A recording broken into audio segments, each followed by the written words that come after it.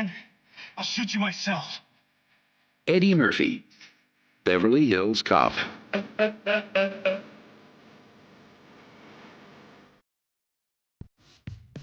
What is going on, everyone, my Epictastic people? If you are returning members, if you are new to the channel, which I know there is all 89% of you who are not subscribed to the channel, so if you would like to do so, please consider hitting that subscribe button, because I think you guys are gonna enjoy the movie we're about to be talking about here, and I know I am.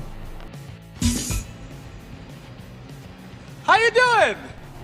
My name is Joshua Drake, and welcome back, or welcome if you're new here to Epictastic Joshua. I talk movies, TV, music, and anime, and we are going to be talking about a little franchise that I was supposed to have done back in June, but things happened. We're going to be starting off with Beverly Hills Cop franchise, with the original Beverly Hills Cop. This was released in 1984. This was directed by Martin Brest and stars Eddie Murphy, Judge Reinhold, John Aston, Lisa Eilbacher, Ronny Cox, and Stephen Berkoff. And the premise of this movie is that we follow Axel Foley, who's a rebellious cop.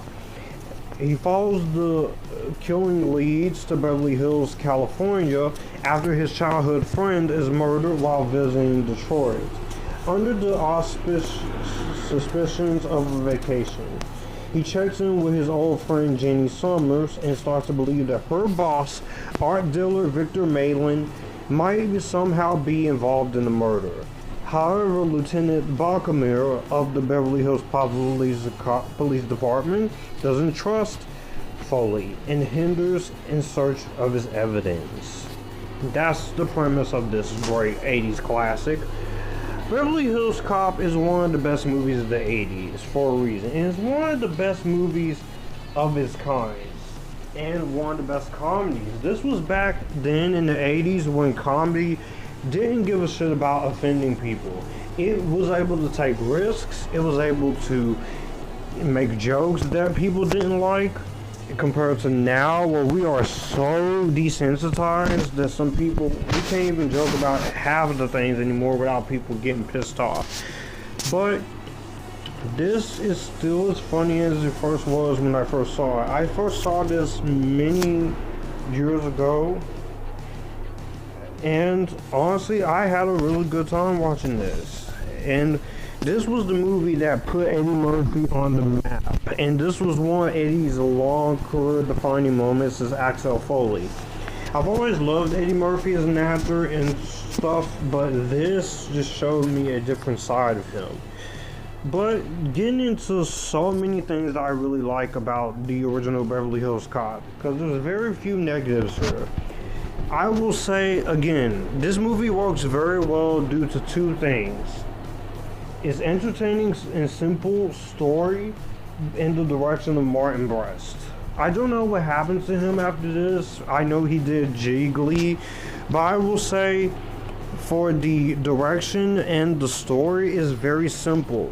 You have, of course, a main character, which Eddie Murphy, he was only 23 or 25 when he did this. And it's great seeing, rewatching this, seeing a younger Eddie Murphy in his prime and still doing the way it is that he do. He is very fun in the movie. I think he really does a competent job in terms of the performance that he's given, and he really does a good job as Axel Foley. I love him in things like Shrek and The Nutty Professor and even Dreamgirls, or even other movies he's done. There's a few movies of his filmography I haven't seen yet, but I think Eddie Murphy does a great job in terms of what you're getting. He brings a lot into the character of Axel F. He has fun, he has personality, he's very trash talky, he's very fast talky, and also he just is having the time of his life. He really does a great job in this. And I just really enjoyed the fact that he gives a very good performance in this. And he just made me laugh. I also really enjoyed Judge Reinhold as Billy here.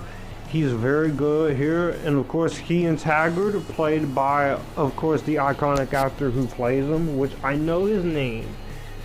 You don't have to tell me in the comments. I know this actor's name. He really does bring it home into it. At first they don't trust Axel, but as the movie goes on, I very much enjoyed him. John Aston really does a good job. Ronny Cox does a very fun job here. I also really like Paul Reiser here. He's very good. This was 2 years before Aliens. Lisa Eilbacher, she's pretty good here, and I liked her as his childhood friend. Jonathan Banks also does a really good job in terms of this here. So the acting in this movie is really good here. It also, despite this being a comedy and buddy cop film, the movie is not afraid to get dark and intense when it needs to go. It embraces the fact that it does get dark, and that's the thing I really love about this. There is not really any moment where when it gets dark they just shy it off for laughs. No, they allow it to get dark in times, especially with the story that we're handed here. I will also say I really enjoy the score here by Harold Faltermeyer, and the iconic Axel Foley theme is in full play here for the first time, and the rest of the soundtrack is really good as well, and it works for this movie.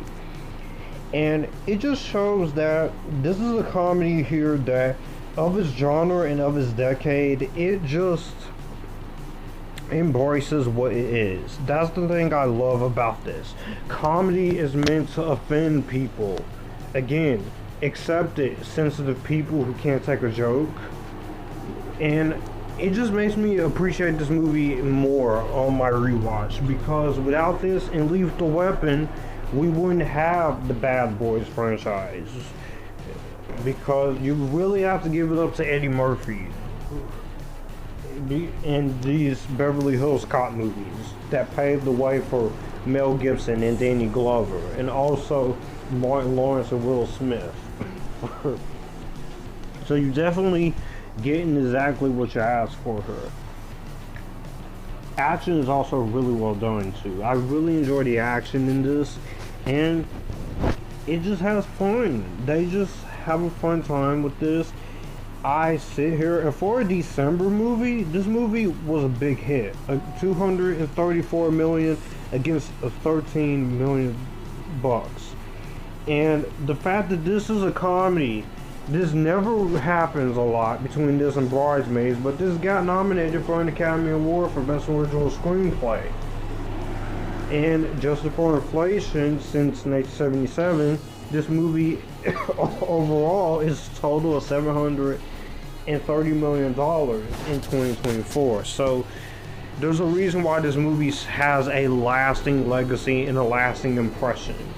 And Don Simpson and Jerry Bruckheimer also produced this, so you could tell their influences here. You could tell this would be the start of what we would get in terms of what would happen next in terms of Bad Boys. But I just appreciate the fact that this was its own thing that set the groundwork for Bad Boys or Lethal Weapon and other buddy comedies. Even if some of them failed, they at least tried to be buddy cop movies. But it's really this that really showed that when you stick to your guts and make something funny and just go crazy with it, people will come to see it.